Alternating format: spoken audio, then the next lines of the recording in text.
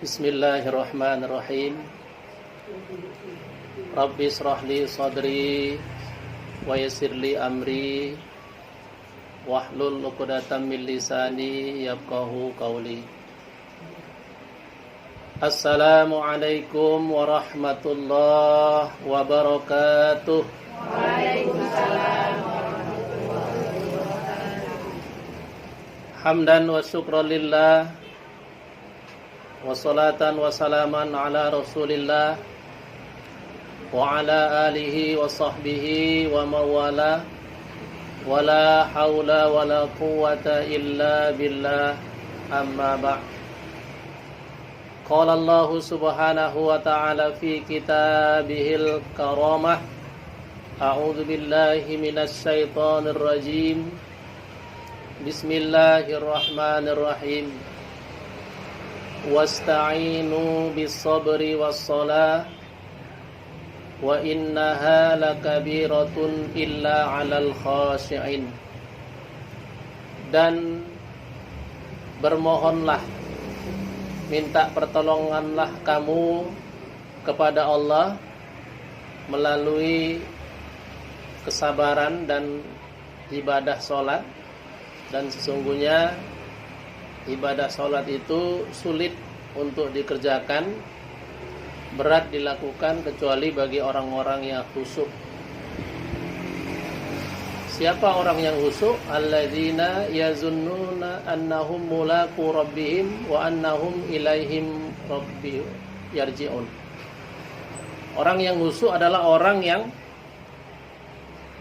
dia yakin akan bertemu atau melihat, kalaupun tidak melihat akan dilihat oleh Tuhannya. Dan dia yakin betul bahwa dia akan kembali kelak di satu masa kepada Sang Penciptanya. Wa qala Rasulullah sallallahu alaihi wasallam fi hadits syarif, bersabda Rasul sallallahu alaihi wasallam dalam hadisnya yang mulia, as-salatu imaduddin. Man aqamaha faqad aqamad-din wa man tarakaha faqad hadamad-din. Salat adalah tiang agama. Barang siapa yang menegakkan atau melakukannya, maka sesungguhnya dia telah menegakkan agama dalam dirinya. Barang siapa yang meninggalkannya atau melalaikannya, maka sesungguhnya ia telah merontokkan agama dalam dirinya. Hadis ini diriwayatkan oleh banyak ulama atau imam hadis karena hadis yang sangat sahih. Shadaqallahul azim wa shadaqa rasuluhun nabiyul karim wa nahnu ala dzalika minas syahidin wasyakirin walhamdulillahi rabbil alamin. Alhamdulillah, segala puji dan syukur mari sama-sama kita ucapkan yang sebanyak-banyaknya dengan lafaz alhamdulillah wa syukrulillah kehadirat Allah Subhanahu wa taala. Karena pertemuan kita pada hari ini terjadi itu atas izin dan ridhonya. Dengan limpahan rahmat nikmat berupa kesehatan, kesempatan, lapangan waktu, dan yang paling penting adalah keikhlasan, kita dapat hadir berkumpul di tempat ini dalam suasana yang menyenangkan, suasana yang bahagia, bahkan suasana yang sangat kita rindukan, ya, suasana kasih sayang, seolah bertemu dengan keluarga yang lama tidak bertemu. Inilah salah satu manfaat atau hikmah silaturahim. Allah tumbuhkan rasa sayang di antara kita. Jadi orang kalau ketemu dalam majelis itu tidak ada yang cemberut, apalagi menangis, ya. Walaupun dia tadi dari rumah bawaannya udah cemberut kan, banyak masalah, tapi sampai kemari bisa hilang itu semua. Nah, itulah salah satu hikmah dan manfaatnya. Makanya kalau banyak kali masalah di rumah, pergi ke rumah kawan. Jangan di rumah aja menghadapi masalah itu sendiri. nanti kita bukan surprise tapi stres. Nah, ini yang kita takutkan. Lagi makin tua ini kan makin ya sensi ya kalau orang sekarang bilang. Iya, makin peka, makin mudah tersinggung dan lain sebagainya. Dan mudah-mudahan niat, langkah dan pertemuan kita pada kesempatan ini semuanya dirahmati dan diberkahi Allah Subhanahu wa taala. Salawat dan salam juga mari sama kita ucapkan kepada junjungan kita yang mulia, yakni Rasulullah sallallahu alaihi wasallam. Habibullah wa habibunah, kekasih Allah dan kekasih kita semua. Beliau inilah yang telah mengajarkan kita manusia mengenal Sang Pencipta, yakni Allah Subhanahu wa taala.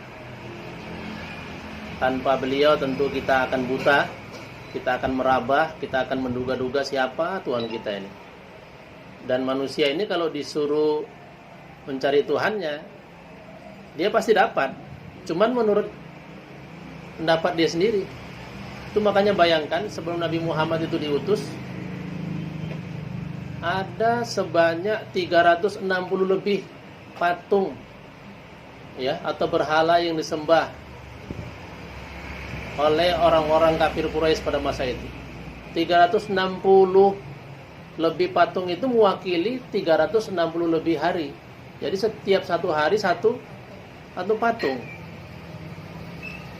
Itu masa sebelum Nabi Muhammad. Bayangkan kalau sekarang makin banyak orang. Wah, bisa puluhan ribu, bisa jutaan ya patung dan berhala yang akan disembah setiap hari itu. Dan ini tentu bukan benar, salah.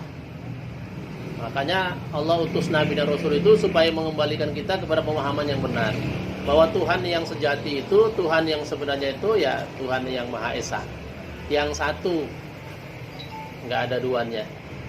Itulah makanya kita beruntung adanya Rasul, makanya kita selalu mengucapkan salam kepada beliau sebagai bukti cinta, rindu dan terima kasih. Mudah-mudahan nanti selawat salam ini akan dibalas oleh beliau dengan limpahan syafaatnya di yaumil akhir kelak. Amin. Amin. Amin ya rabbal alamin. Yang sama kita hormati pertama sekali tentu ahli bait, Ibunda Salma dan Bapak Suyitno yang pada kesempatan ini telah menerima kita, bahkan menempatkan kita di tempat yang baik. Ini bukan amal yang sederhana, menerima tamu merupakan amal yang nilai atau fadilahnya sangat besar. Apalagi kalau makin sering-sering kita atau rajin-rajin kita menerima tamu, ya, makin banyak keberkahan kita dalam hidup. Jangan dilihat dari materi yang dikeluarkan, tapi lihatlah dari keberkahan yang akan kita peroleh. Karena menerima tamu ini, kalaupun kita nggak dapat untung, ya, dalam pengertian sifat yang positif, hal-hal yang baik, kita dapat untung bebas atau terhindar dari hal-hal yang negatif, yang buruk. Kalau tidak salah atau masih ingat di pertemuan yang lalu pernah saya sampaikan ya, ketika orang bertamu ke rumah kita, itu kalau orang yang ngerti dia akan membawa manfaat besar. Kalaupun tidak, kita akan mendapat kebajikan dari Allah. Pulangnya, dia membawa segala mara bahaya yang ada dari rumah kita. Nah, cuma kita nggak tahu aja. Kalau kita tahu, pasti setiap hari kita panggilin orang datang ke rumah kita. Saking pentingnya itu. Kalau kita tahu. Tapi karena kita nggak tahu, jadi orang yang punya keyakinan aja lah yang bisa melakukan itu. Orang punya keimanan yang mantap dan keikhlasan yang total, yang bisa nerima tamu ini dengan tulus, nggak mikirin dia apa yang akan dikeluarkan, sekalipun nggak ada, tapi hatinya terbuka. Itu makanya kita doakan semoga ahli bait, ya, bapak ibu, keluarga dan berkeluarga di rumah ini, terutama yang berulang tahun kabarnya ya ibu, ini semuanya ya, anak kita yang berulang tahun semuanya selalu dalam keadaan sehat walafiat, ya, keluarga sakinah, mawaddah, warahmah. Amin ya rabbal alamin. Dan yang saya hormati, saya muliakan pengurus majelis taklim, jamaah atau anggota semuanya, semoga kita selalu dirahmati dan diberkahi Allah Subhanahu wa taala. Amin. Amin ya rabbal alamin. Ibunda yang saya hormati dan saya muliakan, apa kabar semuanya? Sehat? Alhamdulillah. Kalau dilihat dari bajunya seragam ya. Iya, saya tadi berpikir seperti itu. Ini panitia 17-an dari mana? Nah, ini dia ya.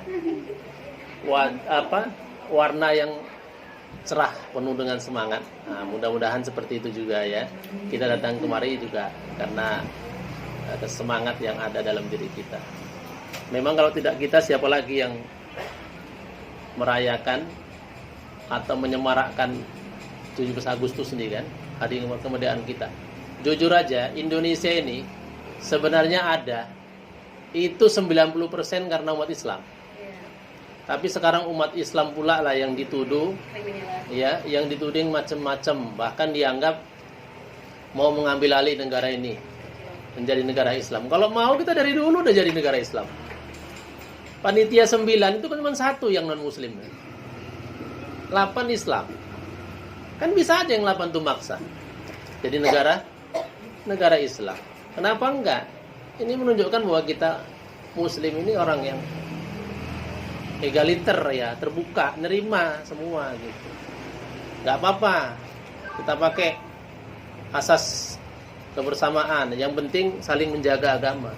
Itu sebenarnya. Nah, makanya kita sebagai muslim dan muslimah di negara ini ya memang yang paling berjasa kalau jujur bicara. Makanya itu kita pantas kalau kita yang harus selalu merayakan ya, membesarkan hari yang sangat berbahagia di negara Republik Indonesia yang kita cintai ini. Ibunda sekalian yang saya hormati dan muliakan, kaji kita pada kesempatan ini tidak tentang 17 Agustus.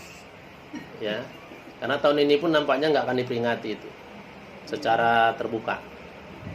Kemarin Presiden udah bilang sama saya, kami nanti akan mengadakan acara cuma dengan beberapa orang aja.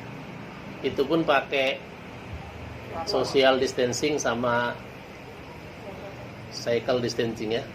Nah, nggak boleh rame-rame, kemudian jaraknya 1,5 meter. Karena nampaknya belakangan ini wabah atau virus corona ini, COVID-19 ini bukan makin berkurang, tapi makin bertambah, makin merajalela nampaknya. Karena kita tidak, ya banyak yang kita nggak peduli gitu. Nah begitu dibuka oleh pemerintah untuk bebas, ya katakanlah bebas beraktivitas, terus kita anggap udah nggak ada virusnya. Itu pula masalahnya. Memang masih banyaklah kita yang belum begitu paham gitu, sehingga bertambah bukan berkurang yang kena. Walaupun ada beberapa kasus yang memang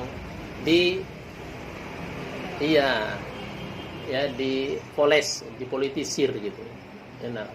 Tapi kalau jujur wabah itu sekarang masih belum hilang. Makanya kepada kita tetap dianjurkan tolong jaga protokol kesehatan di mana saja berada, ya. Kemudian jangan lupa zikir, doa selalu kepada Allah. Memang sekalipun musibah ini di seluruh penjuru Indonesia atau dunia, kalau enggak ditakdirkan Allah sakit ya enggak memang. Tapi kan ikhtiar itu kewajiban kita. Ikhtiar itu kewajiban kita. Makanya dulu di masa Khalifah Umar bin Khattab, begitu ada wabah seperti ini, itu dia nggak mau masuk ke daerah itu. Padahal penting sekali untuk masuk ke daerah itu. Sehingga gubernur yang ada di daerah itu nanya kepada Khalifah, kenapa nggak jadi masuk? Padahal sudah rencana kita di situ untuk masuk. Ya udahlah, kan ada wabah. Ya tapi kan nggak semua kena wabah, kata gubernur. Kalau memang Allah tentukan kita kena. Kalau enggak, kata gubernur ini, kata Umar bin Khattab. kita bukan takut dengan takdir ketentuan Allah, tapi kita beralih dari takdir ketentuan Allah yang nggak bagus kepada yang bagus. Itu makanya takdir Allah itu kan ada dua macam. Ada qada dan qadar itu yang baik, khair. Ada qada dan qadar itu yang syar, yang kurang baik.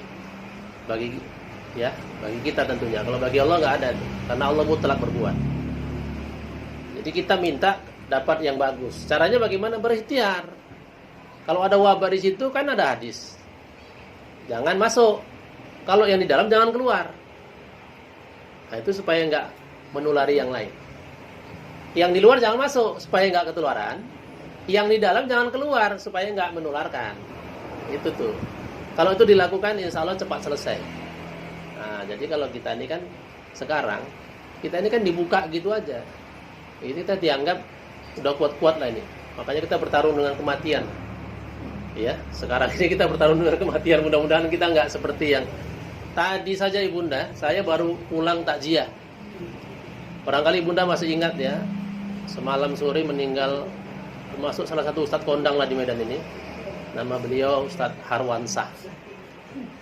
Beliau itu sama saya dekat. Saya dekat-dekat kali dengan beliau. Kalau kumpul udah kayak abang adik, walaupun nggak satu suku, nggak satu marga gitu kan. Dan tadi kita udah laksanakan fardu kifayahnya sampai selesai. Banyak sekali kenangan dengan beliau ini. Walaupun tidak bisa kita katakan punya penyakit yang sekarang ini sedang ada, tapi memang demam tinggi, ya, batuk-batuk itu sekarang banyak. Demam tinggi, batuk-batuk, tambah lagi tiba-tiba kepala sakit, jatuh tumbang, tensi tinggi. Oh kita, iya, oh ya mungkin dari situ banyak makan daging. Tapi begitulah. Artinya kita harus ya tetap ya menjaga diri.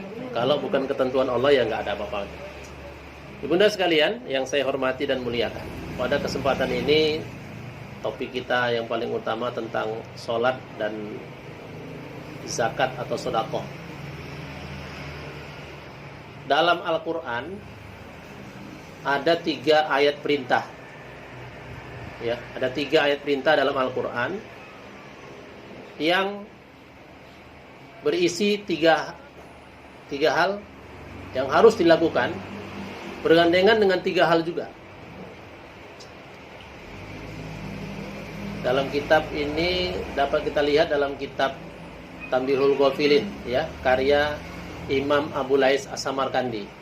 Ada 3 ayat perintah dalam Al-Quran yang berisi 3 hal, bergandengan dengan 3 hal.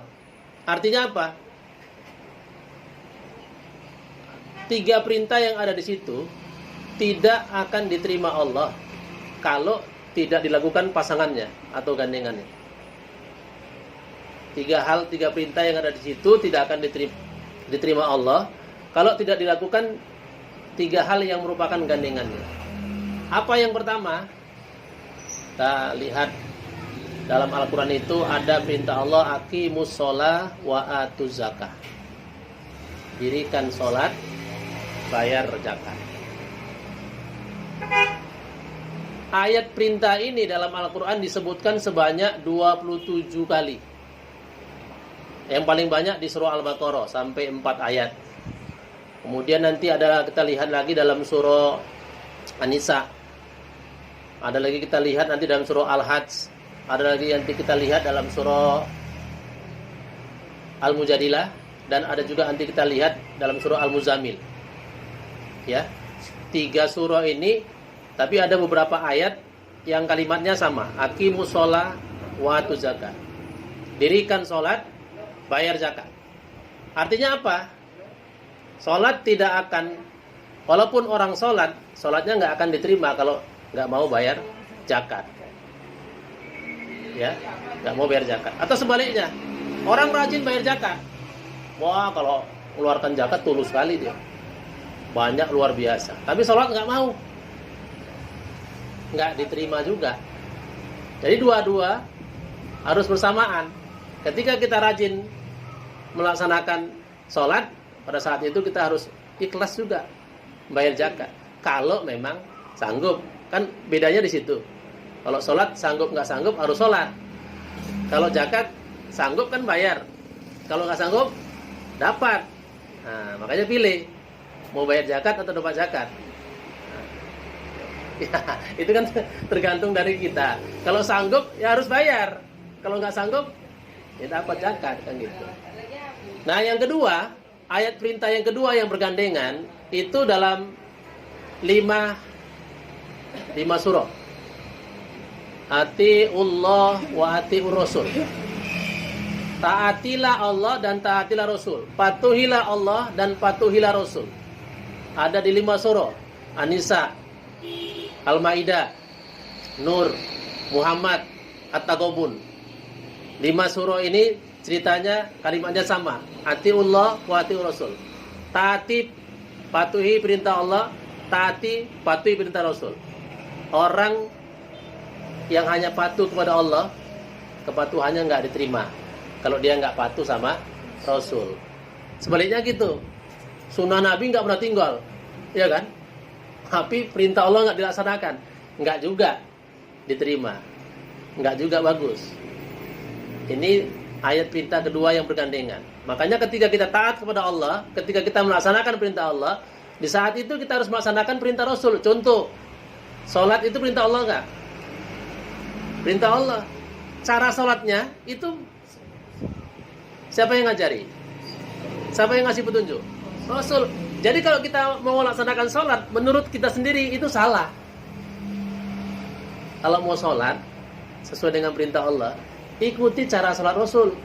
Shollu kama ra'aitumuni ushol. Sholatlah kamu sebagaimana kamu lihat aku sholat. Gimana Nabi sholat? Seperti yang ada sekarang itulah, ya. Ada diri, ada ruku, ada i'tidal, ada sujud, duduk di antara 2 sujud, salam, selesai. Kan itu.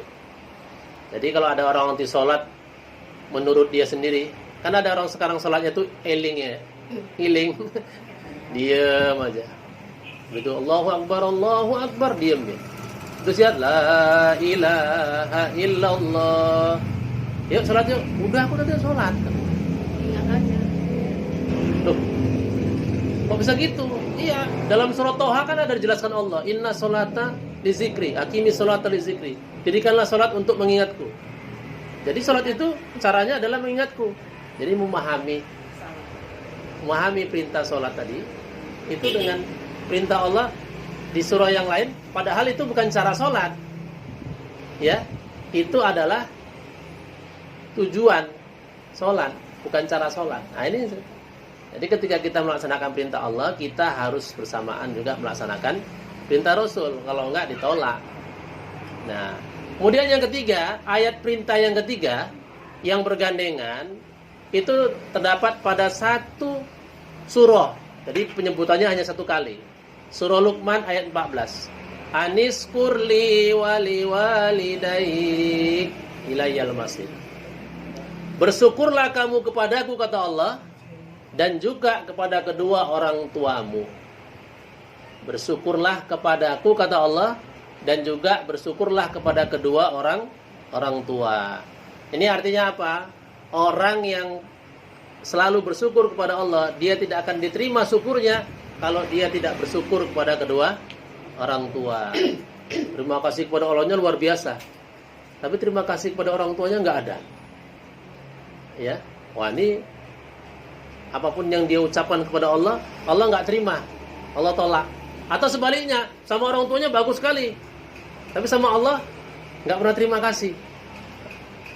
Jadi dua-dua harus bersamaan. Dua-dua harus bersamaan. Dalam hadis disebutkan ridallah fi ridal walidain wa suhtullah fi suhtil walidain. Ridha Allah, keridhaan Allah tergantung pada keridhaan kedua orang tua. Kemurkaan Allah tergantung kepada kemurkaan kedua orang tua. Memang setiap kita belum tentu jadi orang tua, tapi setiap kita yang hidup ini, yang di dunia ini, pasti pernah menjadi seorang anak. Bahkan sampai sekarang tetap menjadi seorang anak, walaupun sudah tua. Artinya apa? Kita punya orang tua. Makanya berbakti kepada orang tua itu ya tidak boleh ditinggalkan. Kalau orang tua berbuat baik sama anak itu belum tentu bisa, tergantung dia punya anak apa enggak. Ya, orang tua berbuat baik sama anak itu belum tentu dia bisa berbuat baik sama anak. Dia punya anak apa enggak? Tapi kalau anak itu mesti berbakti sama orang tua, karena setiap orang yang lahir adalah seorang anak. Ada orang tuanya, maka dia harus berbakti kepada Allah Subhanahu wa Ta'ala, kepada kedua orang tuanya, maka otomatis sama dia berbakti atau bersyukur kepada Allah Subhanahu wa Ta'ala. Nah, inilah 3 ayat perintah yang harus dikerjakan secara bergandengan supaya bisa dipahami dengan baik. Jangan kita hanya mengerjakan sebagian-sebagian yang disuruh Allah, tapi sebagian lagi enggak. Karena kalau itu kita lakukan, berarti apa yang kita buat itu belum sempurna, belum diterima Allah. Kita lihat ibunda sekalian, poin yang pertama tadi di awal, aqimus sholah wa atuz zakat, dirikan sholat, bayar zakat. Ketika kita disuruh melaksanakan sholat, pada saat itu kita juga disuruh membayar zakat. Kenapa harus seperti itu? Pertama jawabannya, nah dua-duanya adalah rukun Islam yang memang wajib dilakukan.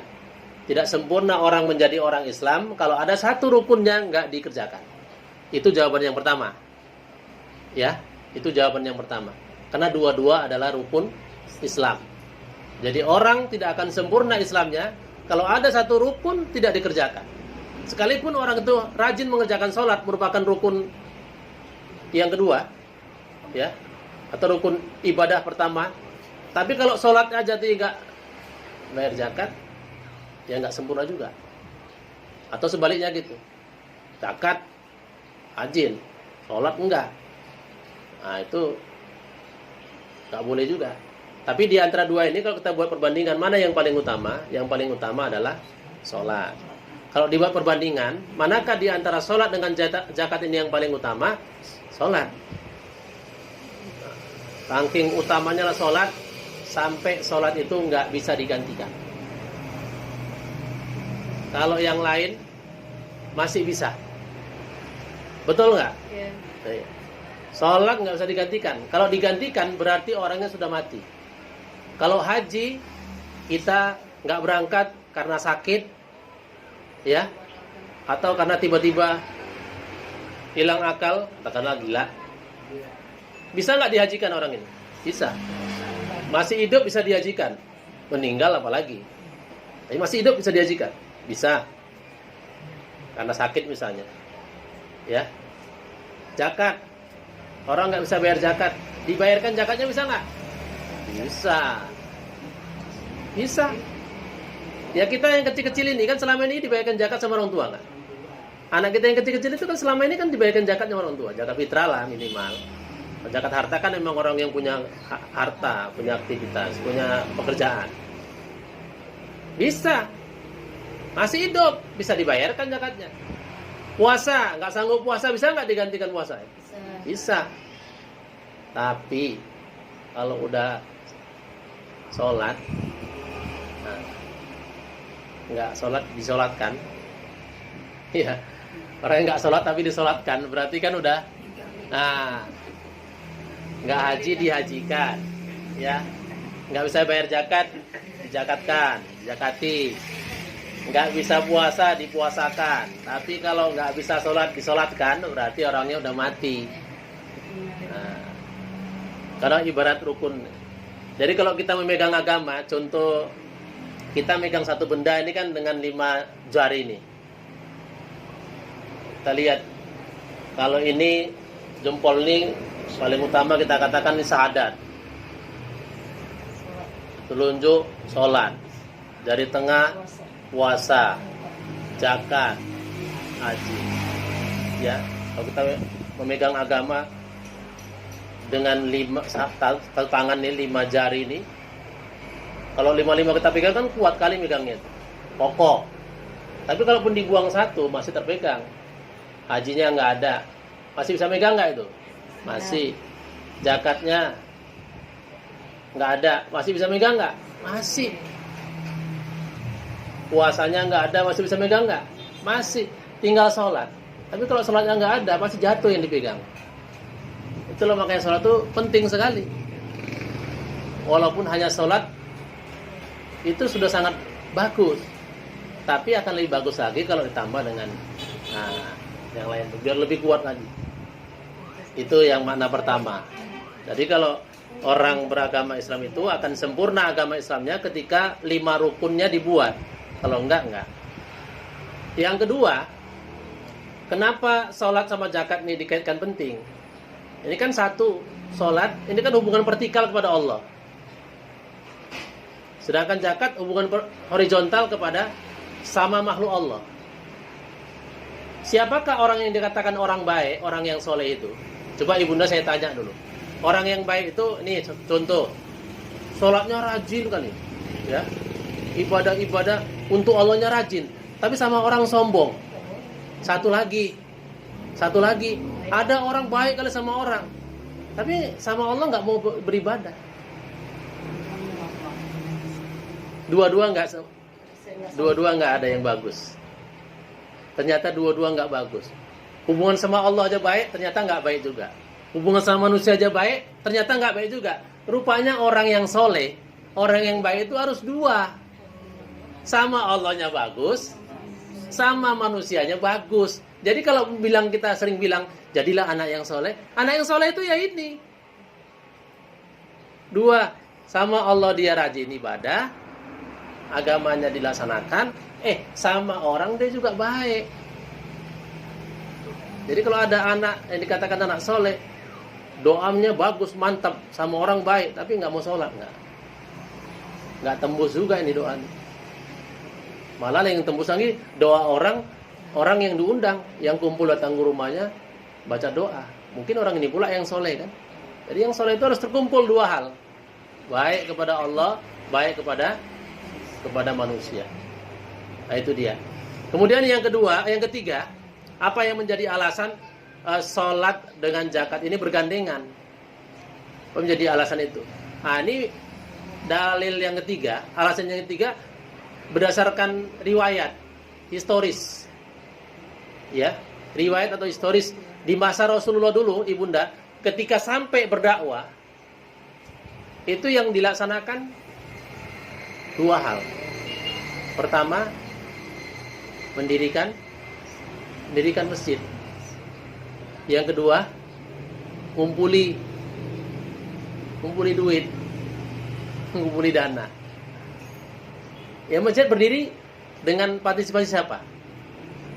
Ya, partisipasi orang yang ini, orang yang punya duit.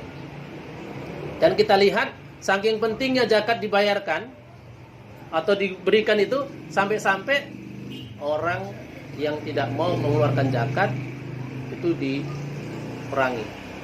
Kalau di masa Nabi, orang yang tidak mau mengeluarkan zakat itu dikatakan sebagai orang murtad.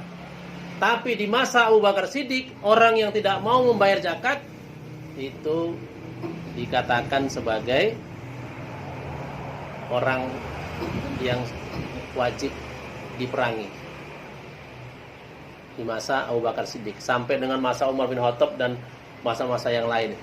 Ini menunjukkan betapa pentingnya dua ibadah ini dilakukan secara bergandengan.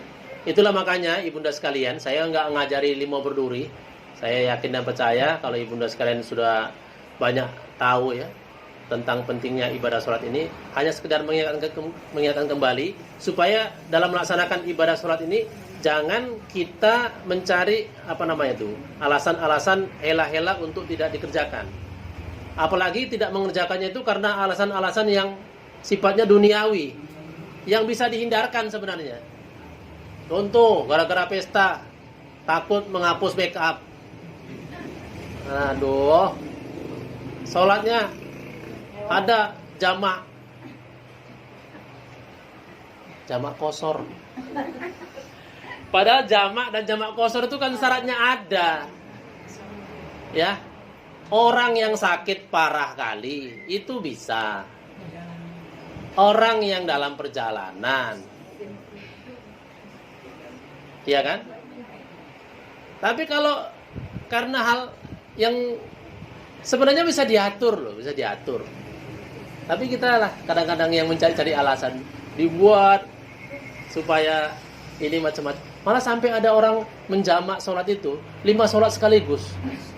Usolli fardu subuhi wal zuhri wal asri, ya, wal maghrib wal isra, ya, oplosan lillahi ta'ala, digabung semua coba. Saking itu, saking sibuknya alasan. Kalau ada yang seperti ini nggak bener, ini salah. Allah itu memang kasih kemudahan kita melaksanakan sholat. Misalnya nih, kalau kita sakit, ada cara orang sholat orang sakit, ya, pening kepala, kalau berdiri bisa tumbang atau oyong-oyong, bahaya nih kan.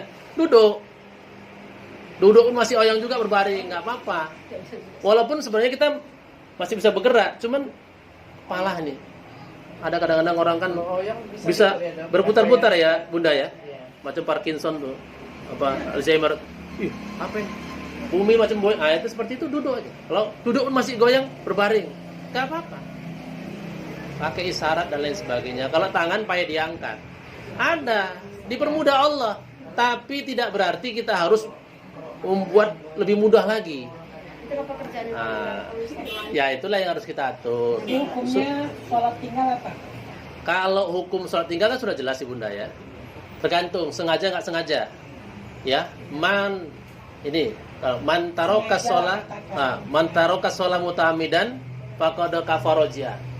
Siapa yang meninggalkan sholat sengaja, maka statusnya menjadi orang kafir yang nyata. Dosanya dosa besar. Kalau di hatinya masih meyakini kewajiban sholat, dia hanya kafir ibadah aja. Tapi kalau di hatinya dia meninggalkan sholat, tapi di hatinya untuk apa sholat, nggak penting itu. Oh ini kafir akidah, ini udah total. Walaupun KTP-nya masih muslim, itu tapi secara akidah dia udah rusak. Artinya kalaupun kita malas, kalau kita meninggalkan sholat sengaja, malas, tapi hati jangan sampai mengatakan nggak penting untuk apa sholat gitu. Kalau sampai ke situ bahaya. Tapi kalau mengatakan nggak, cuman memang malas saja, bisa kan? Karena capek, karena sibuk macam-macam. Nah, itu masih model kufur juga, tapi kufur ibadah. Nah, ibadah ya dosanya ada gitu, tapi masih bisa ditolerir sebelum sampai ke yang kafir yang besar. Nah, itulah makanya dosa besar meninggalkan sholat fardu lima waktu tidak bisa juga dihapus dengan haji dan umroh. Gitu. Jadi dia tetap harus dikodok gitu. Kalau bahasa kita ya tetap harus diganti gitu. Yang hari umroh nggak bisa terganti. Nggak bisa tergantikan juga. Kalau bisa tergantikan, semua orang nanti yang yang mampu dan tidak mampu akan berusaha ke sana untuk itu dan tidak sholat. Takut jadi situ nanti kan. Nah, padahal yang paling utama tetap itu.